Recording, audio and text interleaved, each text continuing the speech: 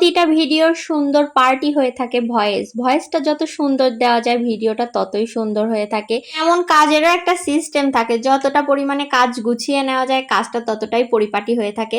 যাই হোক, এখানে আমি রান্নার আগে দেখো সবকিছু গুছিয়ে নিচ্ছিলাম সুন্দরভাবে, বিকজ আজকে আমাদের অনেক দিন পর হচ্ছে ফ্রাইড রাইস এবং চিলি চিকেন খেতে ইচ্ছা করছিল।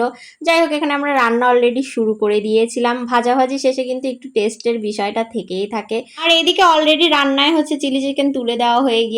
চিলি চিকেন রান্নাটা কিন্তু অনেক কালারফুল দেখা যায়, কমলা সাদা সবুজের একটা মিশ্রণ থাকে। যাই হোক, এখানে চিলি চিকেনটা এতটাই টেস্টি হয়েছিল যা বলাই বাহুল্য।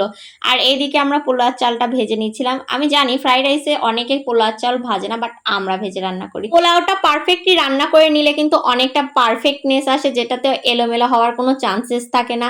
এখানে কিন্তু হুটহাট ভাবে এসে আমি জায়গায় জায়গায় থেকে একটু ভিডিও নিচ্ছি, এই জন্য তোমরা পারফেক্টলি ভিডিওটা বুঝতে পারবে না, যেহেতু আমার জামাই বেচারা রান্না করছে। আর আজকের রান্নাটা অনেক মজা হয়েছিল। যখন পরিবেশন করেছি তখন আসলে ভিডিও করতে পারিনি, অনেক পরিমাণে ক্ষুধা লেগে গিয়েছিল। আর এইদিকে আমার আব্বু প্রত্যেক জনের প্রতি একটা করে মজো নিয়ে এসেছিল। আজকের মতো তাহলে এইটুকুই। Thanks for watching guys. আল্লাহ হাফেজ, আসসালামু আলাইকুম।